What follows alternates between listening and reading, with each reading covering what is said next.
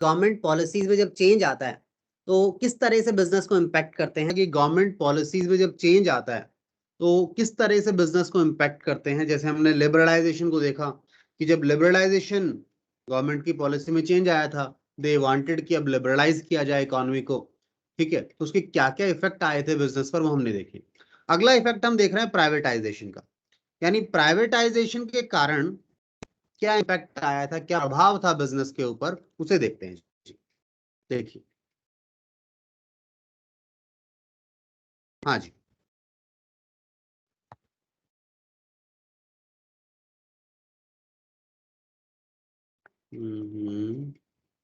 हाँ, ठीक है।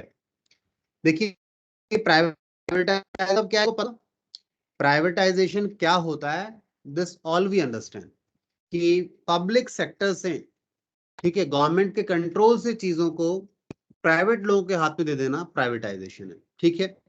सो इन्होंने क्या कहा, giving greater role, giving greater role to private sector in nation building process is and reduced role of to public sector. तो पब्लिक सेक्टर का रोल रिड्यूस हो जाएगा।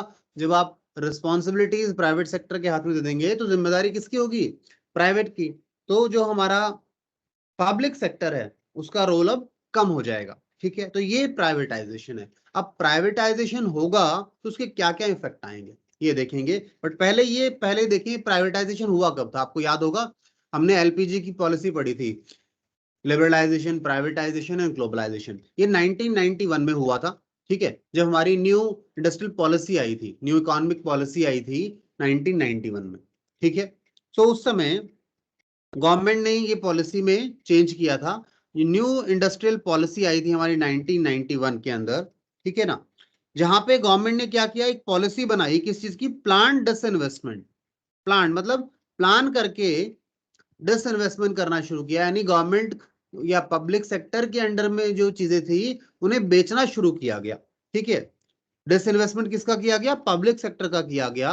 और कहा गया and to refer the loss making and sick enterprises to the board of industrial and financial reconstitution. इसका नाम क्या दिया जाता है, इसको बीआईएफआर। सुनिएगा, बीआईएफआर के बारे में आपको बता दूं कुछ। बीआईएफआर, ठीक है ना, ये बोर्ड बनाया गया है जो पब्लिक सेक्टर की या और भी कोई जो सिक यूनिट्स हैं, जो लॉस मेकिंग यूनिट्स हैं, उनको रिवाइव करने की कोशिश की जाती है, ठीक है। उन्हें दोबारा से कोशिश की जाती है कि दोबारा से रनिंग में आ पाए, प्रॉफिट मेकिंग बन पाए, ठीक है। तो एक कोशिश की जाती है, बोर्ड करता है, ठीक है। अगर फिर भी नहीं हो पाता, फिर कोई साधन नहीं है, तो फिर उसे बेचना ही पड़ेगा, उसे बंद करना पड़ेगा, ठीक है। तो बीआईएफआर का एक काम था। अब बीआईएफआर को दिया गया, ठीक है, अगर नहीं चल पाई, रिवाइव नहीं हो पाई, तो उन्हें बेचा भी गया, प्राइवेट सेक्टर को दिया भी गया, ठीक है। तो ये था हमारे पास। अब इससे हुआ क्या, जब प्राइवेटाइजेशन हुआ तो प्राइवेट सेक्टर के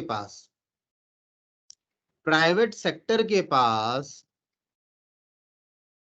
न्यू अपॉर्चुनिटीज आई, न्यू अपॉर्चुनिटीज आई, ठीक है। न्यू अपॉर्चुनिटीज आई, they got ways to enter into new business area जो पहले प्राइवेट सेक्टर के पास थे ही नहीं, पब्लिक सेक्टर के पास थे। बहुत ऐसे एरियाज थे। इंश्योरेंस की बात कर लीजिए आप लोग, ठीक है ना, इंश्योरेंस पहले प्राइवेट सेक्टर के पास नहीं था। कुछ कंपनियां हुआ करती थी, तो जनरल इंश्योरेंस कॉर्पोरेशन हुआ करता था। इंश्योरेंस की अगर आप बात करें, इंश्योरेंस में दो ही कंपनियां हुआ करती थी। एक तो एलआईसी होता था जो लाइफ का इंश्योरेंस करता था, एक जीआईसी हुआ करता था जो जनरल इंश्योरेंस यानी बाकी इंश्योरेंस में डील करता था। ये पब्लिक सेक्टर थे। ये दोनों ही क्या थी, पब्लिक सेक्टर अंडरटेकिंग्स थी। ये पब्लिक सेक्टर के अंडर आ रहे थे। 1991 की पॉलिसी के बाद चीजें बदलने लगी। अब प्राइवेट सेक्टर का भी रोल बढ़ने लगा नेशन के डेवलपमेंट में। उन्हें भी पार्टिसिपेट करने का मौका मिला इन पॉलिसीज के द्वारा। तो इनका रोल रहा है, ठीक है ना। इन्होंने ये भी बात बताई है, if there is a dilution of government ownership beyond 51%, it would result in transfer of ownership and management of enterprise to private sector. अब देखिए बियॉन्ड 51 का परसेंट का मतलब क्या हुआ यहाँ। देखिए आपका कहीं भी ऑनरशिप होता है 100% का, कहता है इस 100% में से अगर 51% या फिर प्लस और कहीं चला गया, ठीक है, ये अगर ट्रांसफर हो गया टू समवन एल्स, अगर समवन एल्स की बात करें तो मानो प्राइवेट सेक्टर को, तो क्या होगा, क्या होगा जी बताइए। जो गवर्नमेंट का कंट्रोल था, गवर्नमेंट का कंट्रोल या मैनेजमेंट जो था वो अब नहीं रहेगा। ठीक है, क्यों, इनके पास पावर आ जाएगी ना, वोटिंग राइट आ जाएंगे। अगर 51% शेयर होल्डिंग इनके पास है तो वोटिंग राइट भी तो आएंगे। तो अब कौन कंट्रोल करेगा इसको, अब कंट्रोल करेगा प्राइवेट सेक्टर। तो जाहिर सी बात है किस तरह से स्टेक बेचा जाता है, शेयर होल्डिंग्स बेच दी जाएंगी। शेयर होल्डिंग गई, आपका कंट्रोल गया, आपका मैनेजमेंट चला गया वहां से, अब प्राइवेट सेक्टर मैनेज करेगा इसको। ठीक है, next we are coming to another thing that is globalization. अब ग्लोबलाइजेशन भी मतलब आपको पता है ग्लोबलाइजेशन क्या होता है, ठीक है, कैसे काम करता है ग्लोबलाइजेशन, इस पर बात करें। पहले तो मीनिंग समझिए ग्लोबलाइजेशन है क्या। Globalisation simply means integrating various या different economies of world leading toward emergence of a cohesive global economy, या फिर आप इसे कहते हैं आप इंटरनेशनल मार्केट को लोकल मार्केट बना लेना चाहते हैं। इंटरनेशनल जो मार्केट है उसे आप लोकल मार्केट बना लेना चाहते हैं, यानी जैसे लोकल मार्केट में आप खरीदने जाते थे, कुछ बेचने जाते थे, ऐसे आप आज इंटरनेशनल मार्केट में जा पाएंगे। ठीक है, तो क्या किया गया, इंटीग्रेट किया गया, इंटीग्रेट एक दूसरे से लिंक किया गया डिफरेंट इकोनॉमीज को, डिफरेंट कंट्रीज की इकोनॉमीज को, ताकि एक ग्लोबल इकोनॉमी कंबाइंड कंसोलिडेट बन पाए, जहां पे कोई भी जहां ट्रेड करना ट्रेड कर सकता है, कोई रिस्ट्रिक्शन ना हो। ठीक है, इस चीज पर फोकस किया गया ग्लोबलाइजेशन में, 1991 में ये भी हुआ था। नाउ अगर आप बात करें ग्लोबलाइजेशन के रिलेशन में, ठीक है, तो आपको पता है 1991 तक, टिल 1991 गवर्नमेंट के पास जो पॉलिसी थी ना, वो क्या पॉलिसी फॉलो करते थे, देखो वो क्या पॉलिसी फॉलो करते थे। They followed policy of restrictly regulating, वो रेगुलेट करते थे इंपोर्ट्स को, ठीक है ना, in value and volume term, दोनों वैल्यू में भी और वॉल्यूम में भी, यानी कितना आ रहा है और कितनी वैल्यू का आ रहा है, दोनों चीजों पर रिस्ट्रिक्शन हुआ करती थी। ठीक है ना, these regulations were with respect to licensing, कैसे, लाइसेंसिंग लेनी होगी आपको, आप कुछ इंपोर्ट करना चाहते हैं तो आपको लाइसेंस चाहिए। टैरिफ रिस्ट्रिक्शंस हुआ करती थी, टैरिफ समझते हैं ना, आप पर जो टैक्सेस वगैरह लगेंगे, ठीक है, टैरिफ की बात आ गई। एंड क्वांटिटेटिव, यानी क्वांटिटी पर भी रिस्ट्रिक्शन थी, भाई इतनी यूनिट ला सकते हैं, इतना क्वांटिटी आप प्रोडक्ट का इंपोर्ट कर सकते हैं, इस पर भी रिस्ट्रिक्शन हुआ करती, तो तीनों टर्म्स में थी। अब ऐसा था क्यों, ठीक है ना, क्यों था ऐसा, ऐसा इसलिए था कि गवर्नमेंट जो थी उसको डर था अगर फॉरेन कंपनीज आ जाती हैं यहाँ पर, या फॉरेन प्रोडक्ट्स आते हैं, भाई फॉरेन कंपनी कैसे आएंगी, फॉरेन प्रोडक्ट्स आएंगे, अगर फॉरेन प्रोडक्ट्स अगर हमारे यहाँ बिकने लगेंगे तो हमारे यहाँ की लोकल मार्केट का क्या होगा, हमारा सारा जो फंड है, हमारे रिजर्व है, वो तो बाहर चले जाएंगे, तो इकोनॉमी डाउन चली जाएगी। तो उन्होंने क्या कहा, नहीं, फॉरेन प्रोडक्ट्स को, फॉरेन इंपोर्ट्स को रोकना होगा। ये 1991 से पहले की पॉलिसी थी, तो उन्होंने रोक के रखा था, कंट्रोल्ड इंपोर्ट हुआ करते थे। बट 1991 में जब हम ग्लोबलाइजेशन की बात करने बैठे, ठीक है, तो हमने ग्लोबलाइजेशन का उद्देश्य क्या था, एम क्या था, उस पर चर्चा करें। पहले हमारा ऑब्जेक्टिव क्या था कि हमें कंट्रोल करना है, इस चीज को रिस्ट्रिक्ट करना है। देन अब यहां पर बात करते हैं, अब जो ग्लोबलाइजेशन आया उसका मेन एम क्या था, ये देखिए, removal of quantitative as well as tariff restrictions, इन रिस्ट्रिक्शंस को हटा देना, पहली बात तो भैया रिस्ट्रिक्शंस, इसलिए हमने ग्लोबलाइजेशन की बात की, एलपीजी की पॉलिसी आई।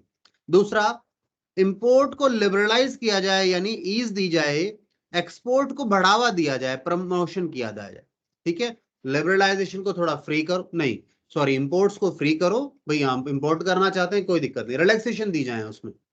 एक्सपोर्ट्स का प्रमोशन किया जाए, यानी हम भी अपना सामान बाहर भेजें, ठीक है, through rationalization of tariff structure and foreign exchange reforms.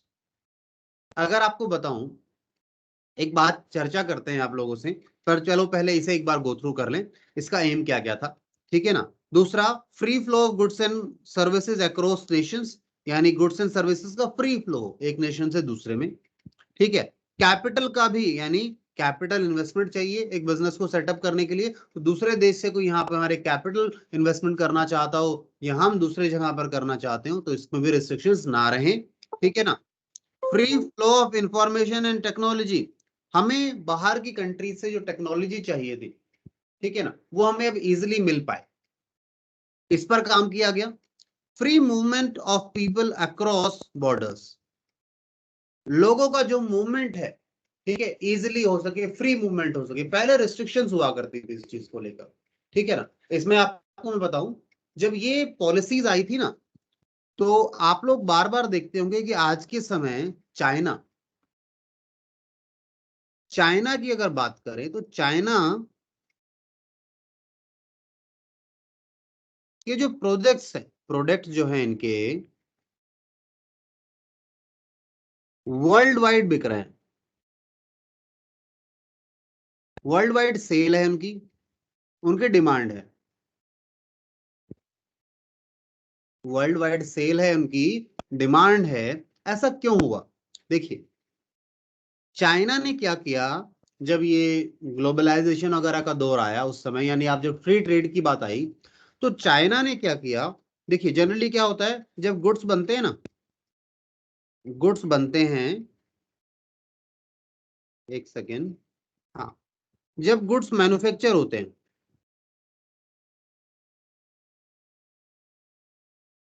Goods manufacture किए, उसकी कॉस्ट आई, let's suppose x rupees cost आ गई, ठीक है, या चलो x नहीं, हम अमाउंट लिख लेते हैं सीधा, लेट्स सपोज रुपीज x की कॉस्ट आई इसकी, प्लस आपने इसे एक्सपोर्ट करना हो, तो एक्सपोर्ट करते समय क्या करती थी कंट्रीज, एक्सपोर्ट करते समय एक्सपोर्ट ड्यूटी लगाते थे, एक्सपोर्ट ड्यूटी लगाई जाती थी और टैक्सेस लगाए जाते थे, ठीक है। और भी कोई टैक्स हो सकता है, कंट्री टू कंट्री वेरी करेगा ये,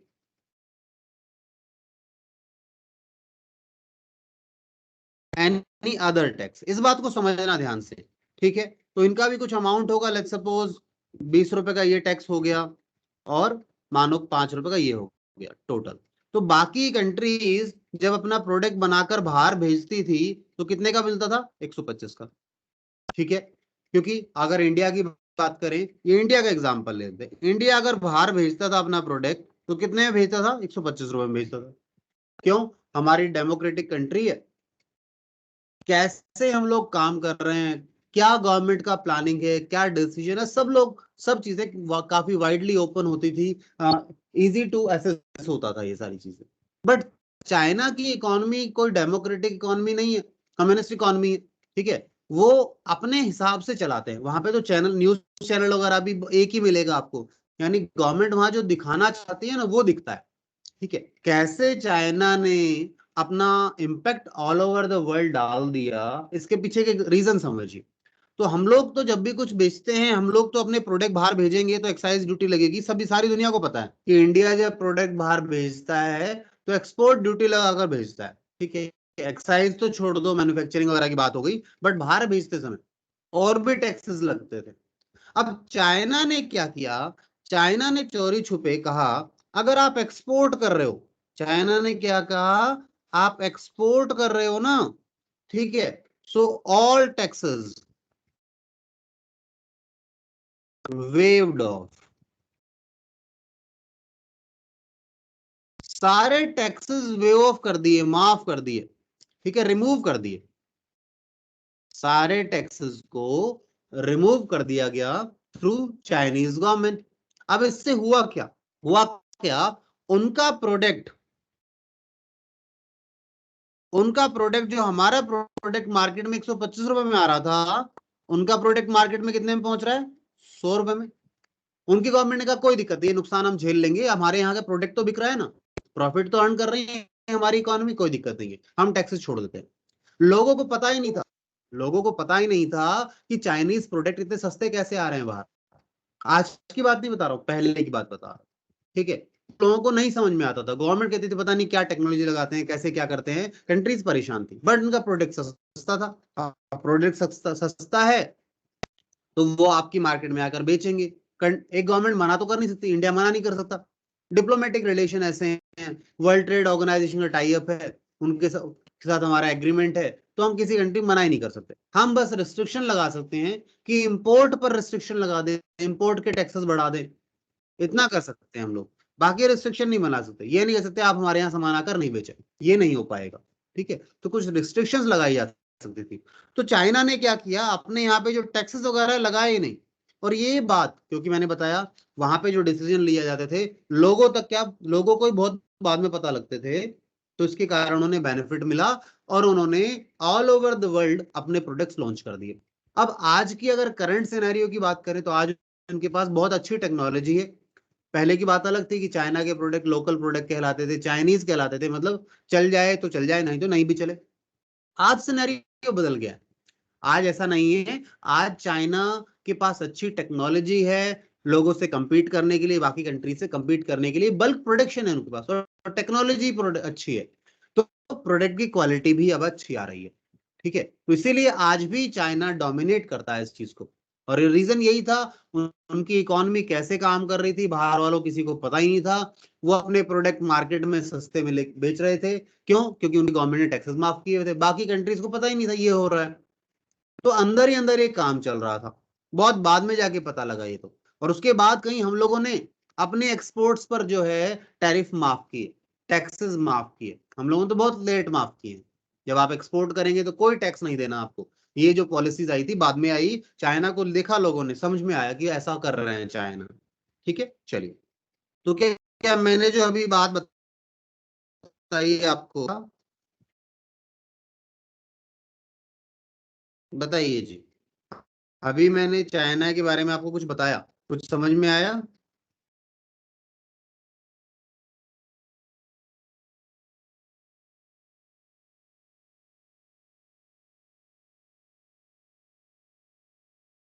बताएगा कोई?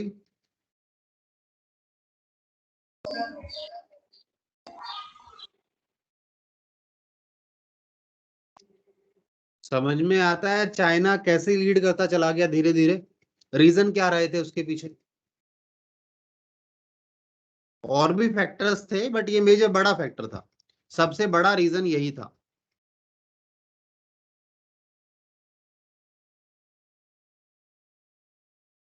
चल सकते हैं आगे, बताइए यहाँ से हम।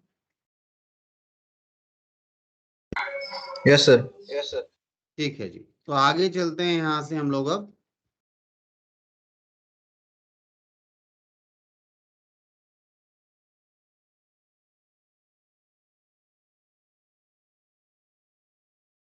एक मिनट दीजिएगा मुझे।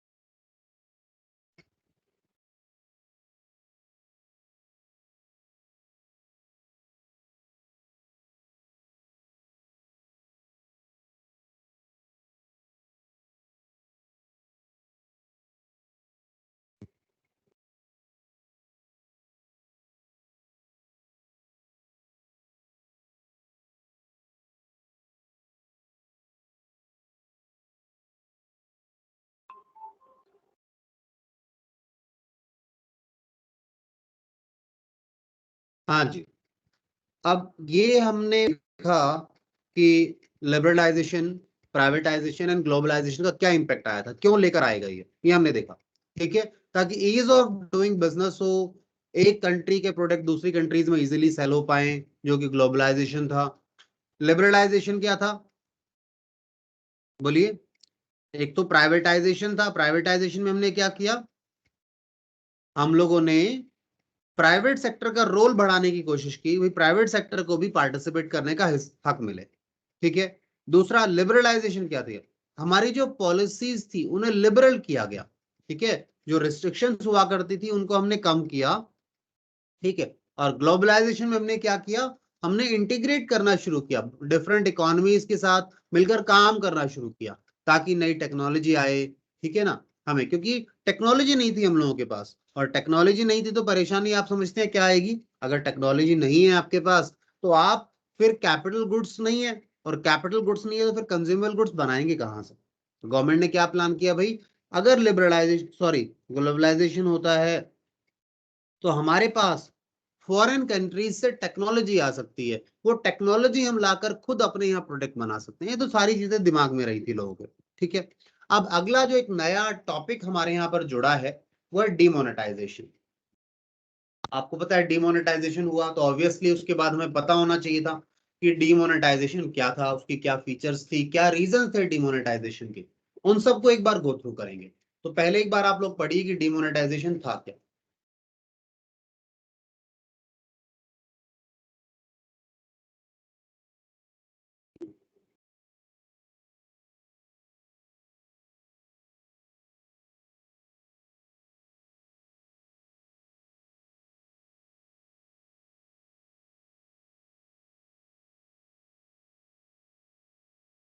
चलिए जी, देखिए डिमोनेटाइजेशन क्या था। The government of India announced demonetization of two largest denominations, that is 500 and 1000 rupees notes, जिसके कारण क्या हुआ, जो एग्जिस्टिंग करेंसी थी, ठीक है, cease to be of legal tender, उसका अब कोई लीगल टेंडर नहीं रहा, यानी अब वो किसी काम के नहीं रहेंगे। This lead to 86% of currency का जो सर्कुलेशन था, एट अप्रोक्सीमेटली 86% टोटल करेंसी का 86% माना गया था कि 500 और 1000 की नोट्स में था। तो वो सर्कुलेशन बिल्कुल बंद हो गया अचानक, क्योंकि अब लीगल टेंडर नहीं रहा। ठीक है। अब क्यों हुआ, क्या कारण था, क्यों किया गया डिमोनेटाइजेशन, आइए उस पर बात करते हैं। The aim of demonetization was to curb corruption, counterfeiting, the use of high denomination notes for illegal activities, and specially accumulation of black money generated by income that has not been declared to tax authorities. तो ये main reasons रहे थे, पहला corruption को कर्ब करना, दूसरा counterfeiting, ठीक है, इलीगल एक्टिविटीज के लिए, और ब्लैक मनी जो एक्यूमुलेट हो रखी थी उसको निकाल के लाना। आपने देखा होगा मूवीज में लोग, लोगों का जो बेड होता है उस पर नोट बिछा के सो रहे हैं, क्या प्रैक्टिकली ऐसा होता है? नहीं। ऐसा कौन करेगा? लोग बेड बेड में या दीवारों में या कहीं भी पैसा रख के बैठे हैं, कौन करेंगे भाई? रिस्क है इतना पैसा घर पे रखने में। ऑब्वियस सी बात है, ब्लैक मनी है, सभी को पता है। तो काला धन जिसे ब्लैक मनी कहा गया, ये निकल कर आ पाए, निकल कर कैसे आएगी? अब जब बंद हो गए तो गवर्नमेंट ने कहा ये बंद हो गए, अपने जिनके पास भी ये नोट्स हैं अपने बदलवा लीजिए, बैंक में जाइए और नए नोट ले लीजिए। अब बदलवाने जाएंगे तो गवर्नमेंट को बताना पड़ेगा कि साहब इतना पैसा हमारा है। भाई जाएंगे तो गवर्नमेंट के पास रिकॉर्ड आ जाएगा ना, आप देने जाएंगे किसके हाथ से कितना पैसा भिजवाएंगे, और जो भी भिजवाएगा उसके नाम पर रिकॉर्ड आएगा। तो ये सब रीजन थे डीमोनेटाइजेशन के। ठीक है। अब डीमोनेटाइजेशन की फीचर्स की बात करें वन बाय वन, तो क्या क्या फीचर्स थे डीमोनेटाइजेशन के? पहला, demonetization is viewed as tax administrative measure, इससे आप टैक्स को एडमिनिस्टर कर सकते हैं। ध्यान से समझना इन बातों को, टेक्निकल चीजें हैं, थोड़ी समझेंगे, ध्यान देंगे तभी समझ में आएंगे अच्छे से। ठीक है। तो देखिए जी, कहता है cash holding arising from declared income was readily deposited in bank and exchange for new ones. ठीक है। जो कैश होल्डिंग थी, अराइजिंग फ्रॉम, कैश होल्डिंग कैसे होगी? अराइज होगी जो आप एक डिक्लेयर करेंगे। ठीक है। जो आप डिपॉजिट कर रहे हैं डिक्लेयर करना पड़ेगा, और एक्सचेंज कर लेंगे नए के बदले। But those with black money, पर जिनके पास ब्लैक मनी है, had to declare their unaccounted wealth and pay taxes at penalty rate. But जिनके पास ब्लैक मनी पड़ा था, भाई जिसके पास व्हाइट है तो वो तो डिक्लेयर कर देगा, साहब इतना पैसा मैंने तो बता रखा है, मेरे पास इतना पैसा है।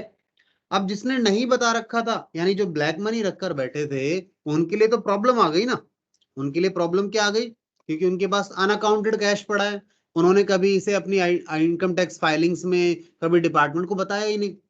तो अब जब वो जमा कराएंगे तो गवर्नमेंट क्या करेगी? उसे अकाउंट फॉर करेगी, कंसिडर करेगी, और उस पर टैक्सेस या पेनल्टीज जो लगनी है वो लगाएगी। ठीक है। दूसरा दूसरा देखिए फीचर डिमोनेटाइजेशन का। कहता है demonetization is also interpreted as, क्या इंटरप्रेट किया गया? Measure to improve tax compliance, यानी इससे टैक्स कंप्लायंस भी बढ़ेगा, इंप्रूव होगा, अच्छा होगा। ठीक है।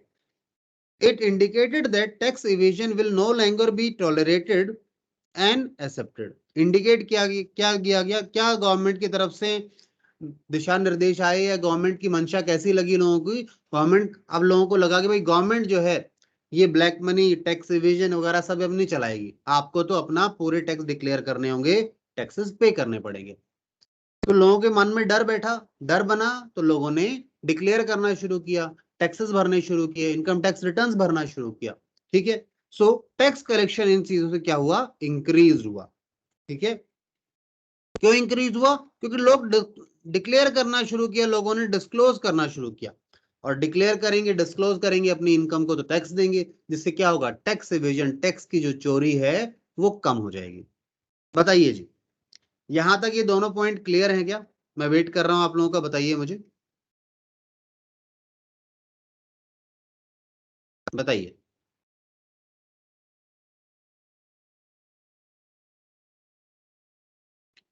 क्या यहां तक ये दोनों बातें क्लियर हैं आपके माइंड में?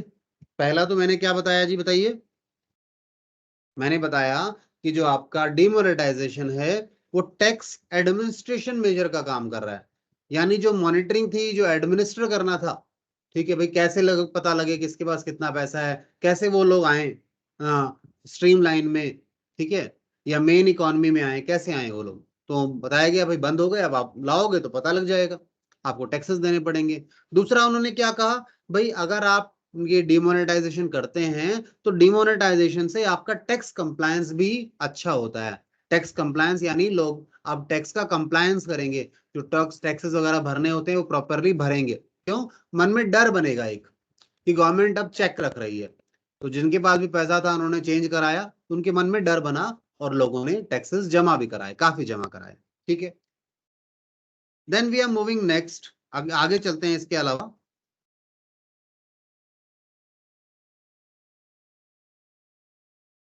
थर्ड पॉइंट पढ़िए सभी बच्चे एक बार। थर्ड पॉइंट जो है,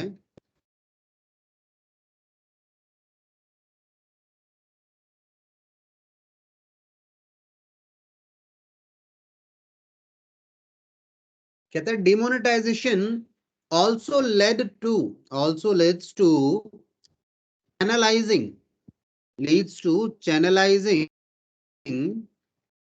savings into formal financial system। क्या हुआ इसका मतलब? देखो आपको पता है बैंक रेट इतने घट गए, डिमोनेटाइजेशन के बाद इतना पैसा आ गया बैंकों के पास कि कोई लेने वाला ही नहीं है। ठीक है। अब ऐसे बैंक बांट नहीं सकता कि आओ जी जिसको चाहिए उसको दे देंगे पैसा, डूबने का भी खतरा है, क्योंकि एट द एंड वापस भी करना है ना, जैसे सेविंग डिपॉजिट किए हैं, तो डूबने का भी डर था गवर्नमेंट को। तो गवर्नमेंट ने क्या किया, बैंक्स ने क्या किया, भाई इतना सारा पैसा आ गया तो क्या करें, अब इतना ब्याज कहाँ से देंगे? इतना हम लोग इतना सारा ब्याज कहाँ से देंगे? नहीं दे पाएंगे। तो ब्याज नहीं दे पाएंगे तो क्या करें भाई? अब ब्याज के रेट कम कर दो, ऑब्वियस है, और क्या कर सकते हैं? आपको पता हो आज के समय सेविंग पर भी ब्याज कम हो गया है, फिक्स डिपॉजिट पर भी ब्याज कम हो गया है, और लोन के रेट पर भी कुछ कमी आई है, ज्यादा नहीं आई, थोड़ी बहुत कमी आई है। ठीक है। आप लोगों को अगर नहीं याद तो मैं याद दिला देता हूँ। देखिए आज के समय जो हमारे पास सेविंग्स है ना, अगर आप सेविंग्स डिपॉजिट करते हैं या आप फिक्स डिपॉजिट करते हैं, तो पहले ओल्ड सिस्टम में और आज के समय, मतलब पुराना और नया रेट पता है क्या है? पहले सेविंग का ना 5 से 6% हुआ करता था, और एफडी में मेरे ख्याल से 7 से 9% ब्याज मिला करता था। आज ये जो 5 से 6 वाला नया पता है कितना हो गया? 2-3% हो गया, 3% के आसपास मान लो, 2-3% है। और ये जो एफडी वाला है ना, ये 5-6% रह गया है, कम हो गया। आपको जो पहले बैंक में मिलता था ब्याज पैसा रखने पे, क्यों? क्योंकि बैंक के पास अब फंड्स बहुत हो गए, ठीक है ना, बैंक के पास अब पैसा बहुत आ गया है जी, ठीक है। क्यों? क्योंकि डिमोनेटाइजेशन ने क्या किया? चैनलाइज कर दिया उन सेविंग्स को, फॉर्मल फाइनेंशियल सिस्टम्स में बैंक के पास आ गया वो पैसा, ठीक है। इसीलिए कहा गया, इन्होंने इसीलिए लिखा है कि बैंक के डिपॉजिट तो बढ़ गए, पर जो इंटरेस्ट रेट्स थे ना वो घट गए। रीजन सीधा था, डिमांड सप्लाई, भाई इतना पैसा हमें जरूरत नहीं है ना, आपने जमा करा दिया, अब आपको हम रिकवरी कहाँ से करके दें? ठीक है, ऐसा तो है नहीं पैसा बांट देंगे मार्केट में, देखना भी पड़ेगा क्रेडिट वर्दीनेस कैसी है, बाकी सारी चीजें कैसी है, ठीक है। Now next we are moving to next feature of demonetization, that is it aims to create a less cash या फिर कैश लाइट इकोनॉमी। एम क्या था डिमोनेटाइजेशन का?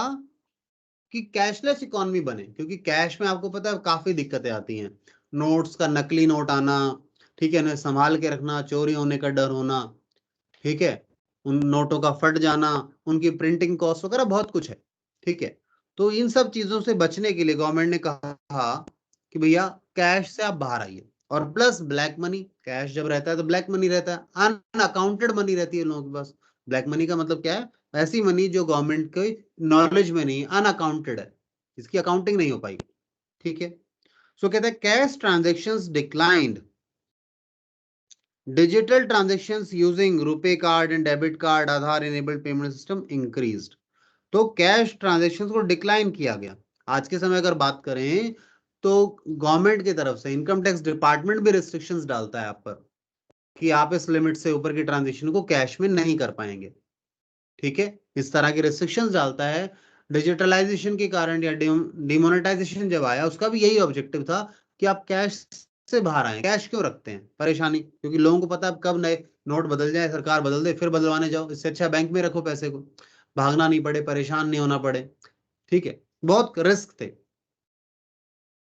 तो ये था डिमोनेटाइजेशन आपका।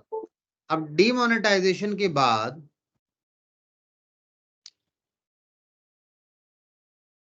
हम देख लेते हैं एक छोटी सी बात,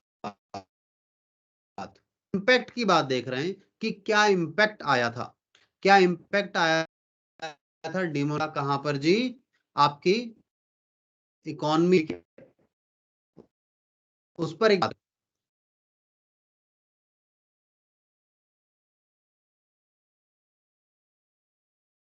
पहले तो बताइए लोग, यहां तक चीज समझ में आ रही है या नहीं आ रही है?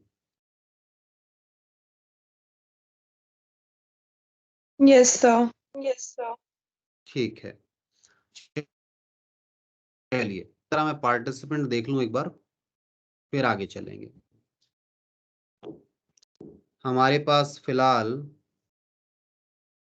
मोहित है, अंशिल है, विशाल है, अक्षय है, पलक है, आयुष है, यानी कुल मिलाकर 7 बच्चे हैं। इन शॉर्ट हम कह सकते हैं 7 बच्चे अवेलेबल हैं, बाकी बच्चे गायब हैं, ठीक है। चलिए वापस आते हैं अपने टॉपिक पर। सर मैं भी तो हूँ। अच्छा, मुस्कान का नाम नहीं लिया क्या मैंने? सॉरी बेटा, मुस्कान है जी। 7 बच्चे हैं कुल मिलाकर, अक्षय है, अंशिल है, आयुष है, मोहित, मुस्कान, पलक, विशाल, ठीक है। शायद मुस्कान का नाम मैं भूल गया, मैं डीम्ड मान के चलता हूँ मुस्कान को, मुस्कान तो रहती है हमेशा, ठीक है। तो कई बार ऐसा हो जाता है, और मुस्कान कहती है भाई मैं हूँ, फिर भी नाम नहीं ले रहे हो आप, ठीक है। चलिए, सो सॉरी फॉर दैट। आइए आगे चलें, दोबारा से अपनी स्क्रीन पर चलते हैं। और हमारी स्क्रीन कहाँ है जी? 1 मिनट। हम्म 1 मिनट बस।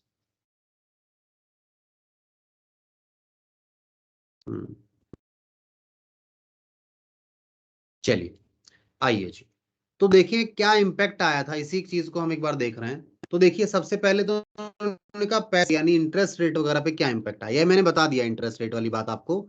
इंटरेस्ट रेट में क्या आया था भाई, पैसे पर या इंटरेस्ट रेट पर, एक तो पैसे के मामले में या मनी के बारे में बात करें तो कैश ट्रांजेक्शन्स ना अब कम की गई, डिक्लाइन की गई भाई, अवॉइड करो कैश ट्रांजेक्शन्स को, ठीक है ना, कैश कहाँ से लाओगे। दूसरा, बैंक के डिपॉजिट्स पर जो था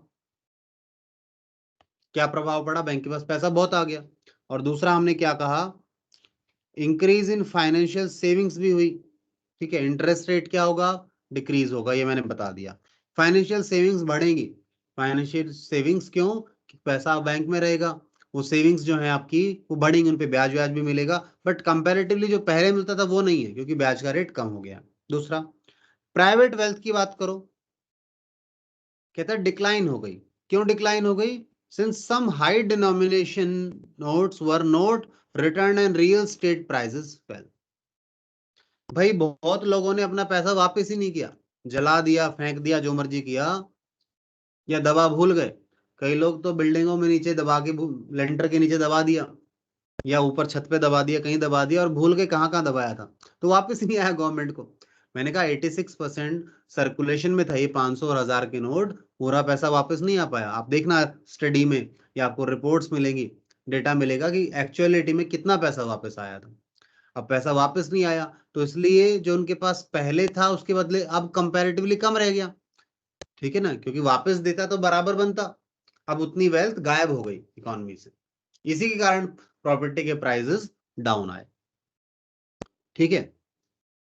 पब्लिक सेक्टर वेल्थ की बात करें, पब्लिक सेक्टर की वेल्थ पे कोई फर्क पड़ा, पब्लिक सेक्टर के यहाँ कोई फर्क नहीं पड़ा, क्योंकि उनका तो काउंटेड होता है हमेशा, ब्लैक मनी में नहीं होता, काउंटेड होता है। डिजिटलाइजेशन की बात करें अगर हम, तो डिजिटलाइजेशन तो हुआ, डिजिटल ट्रांजेक्शन्स को बढ़ावा मिला, ठीक है, काफी नई कंपनियां आई और काफी लोगों ने इसे यूज करना शुरू किया, ठीक है। इसके रिस्क भी हैं कुछ, साथ में बेनिफिट्स भी हैं। रियल स्टेट की बात हमने पहले ही बता दी कि रियल स्टेट के प्राइसेस गिर गए, क्यों गिर गए रियल स्टेट के प्राइसेस, क्योंकि पहले अनअकाउंटेड कैश होता था लोगों के पास, उससे वो चलता रहता था, खरीदते रहते थे, बेचते रहते थे चीजों को। अब अनअकाउंटेड कैश है नहीं। आज के समय अगर आपको कोई भी प्रॉपर्टी रियल स्टेट में इन्वेस्ट करना है तो चेक से पेमेंट होगी, ऑनलाइन पेमेंट होगी, यानी बैंक के थ्रू पेमेंट होनी चाहिए, ठीक है। प्रॉपर रिकॉर्ड आएगा, टैक्सेस वगैरह भी कटते हैं, ठीक है, एक लिमिट से ऊपर, मानो इतने अमाउंट से ऊपर का कोई ट्रांजेक्शन है तो टैक्स भी कटेगा, तो सारी चीजें हैं, ठीक है। गाड़ी पर भी है आज के समय, तो अगर आप गाड़ी खरीदते हैं तो वहां भी है, यानी कुल मिलाकर जो ब्लैक मनी है उसे खत्म कर्व करने के सारे मेजर्स लिए जा रहे हैं, ताकि सभी को बेनिफिट मिल पाए। नहीं तो क्या हो रहा था, कुछ लोग फायदा उठा रहे थे, ठीक है, और बाकी सब लोग नुकसान में थे, ठीक है। बट फिर भी जैसा इम्पैक्ट कह सकते हैं, कुछ फायदा हुआ भी और कुछ फायदा नहीं भी हो पाया, ठीक है। बट एनीवेज प्रभाव तो पड़ा था, इसमें कोई डाउट नहीं है, ठीक है। टैक्स कलेक्शन की बात करें, टैक्स कलेक्शन बहुत बढ़ गया, टैक्स कलेक्शन बहुत बढ़ा, इंक्रीज, क्योंकि इनकम जो थी इंक्रीज हुई, उन्होंने डिस्क्लोज की, लोगों ने अपनी इनकम बतानी शुरू की, सही सही इनकम, ठीक है, क्योंकि अब अनअकाउंटेड कैश नहीं रह गया था, सारा कैश ट्रांजेक्शन्स के थ्रू दिखने लगा था, ठीक है। चलिए जी, तो ये इम्पैक्ट था डिमोनेटाइजेशन का हमारी इकोनॉमी पर। और कोई एक आध व्यक्ति नहीं है जिसने मतलब इस तरह का काम किया हो, मतलब बहुत अनगिनत लोगों ने इस तरह से काम किया था, जहां वो पैसे को लगा सकते थे, जो कर सकते थे, सबने किया था, ठीक, समझ रहे हैं बात, ऐसा हुआ था। लोगों का मुझे याद आता है, मैं किसी का नाम नहीं लूंगा, पर लोगों ने जैसे मानो, मेरा कोई फ्रेंड है, वो उसने दे कहा दे के साहब आप ले बदलवाए लो, सर पड़ोसियों को, जो जिनके पास पैसे नहीं थे। हाँ उनको दे देकर बदलवाए लोगों ने, ठीक है भाई आप भी ले लेना, इसमें हाँ दो जी। 5-10% कमीशन ले लेना, कुछ कर लेना, मतलब इस तरीके से लोगों से बदलवाया। मतलब आप कहेंगे बैंकों के आगे जो कहते हैं, जो वर्कर्स होते हैं, जो लेबर होती है, उनको ये काम मिल गया, वो जाते थे पूरे दिन और नोट बदलवा बदलवा के लाते रहते थे, उन्हें एक पर कुछ परसेंटेज कमीशन मिल जाता था, तो लोगों ने इसका गलत फायदा भी उठाया। बट एनीवेज ये पब्लिक डोमेन आएगा अब, तो इस तरह की अब बातें छोड़ देते हैं, किसी का नाम नहीं लेंगे हम, ठीक है। वापस आ जाइए, ठीक, कहाँ चले गए बच्चे, क्या क्या नाम ले डाले बच्चों ने, ठीक है, आइए। वापस आइए, impact of government policy changes on business and industry. क्या इम्पैक्ट आया था? ठीक है, ये अभी जरा 1 मिनट मुझे टाइम देखना है। कितने टाइम का हुआ है स्टार्ट, क्योंकि रिकॉर्डिंग से हटाना पड़ेगा ना उसको। हाँ, लगभग 35 के आसपास हुआ होगा। ठीक है, चलिए वापस आ जाओ। ठीक है जी, ध्यान रहे इस तरह की चीजें नहीं, मतलब आप किसी का भी नाम लेकर ना बोले, पर्सनली इशू आ जाते हैं। ठीक है, बहुत प्रॉब्लम होती है लोगों को। ठीक है, वापस आए। हाँ जी, अब देखते हैं impact of government policy changes on business and industry. जब गवर्नमेंट ने ये एलपीजी की पॉलिसी आई, लिबरलाइजेशन, प्राइवेटाइजेशन एंड ग्लोबलाइजेशन, तो क्या क्या इम्पैक्ट आए? सबसे पहले तो देखिए इम्पैक्ट जो था वो क्या था जी? कंपटीशन बढ़ा, क्योंकि बाहर से अब टेक्नोलॉजी आ रही है। ठीक है, नए कंपटीटर्स आ रहे हैं, कंपटीशन बढ़ेगा। कंपटीशन बढ़ेगा तो बेनिफिट किसको मिलेगा बताइए, कोई बताएगा? अगर कंपटीशन बढ़ता है तो बेनिफिट किसको मिलेगा? बताएगा कोई बच्चा? Anyone here? अगर कंपटीशन बढ़े तो बेनिफिट किसको मिलेगा?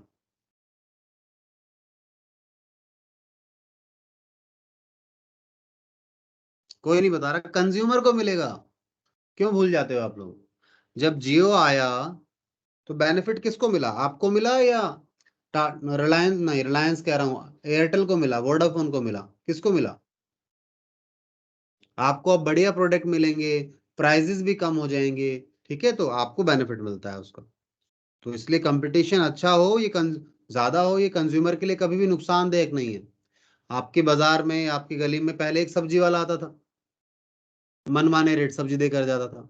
अब दूसरा भी आने लगा है, अब डर लगता है उसको, पता नहीं ग्राहक टूट ना जाए, वो रेट कम करता है, अच्छा प्रोडक्ट देता है आपको। तो कंपटीशन का ही बेनिफिट है। अब क्योंकि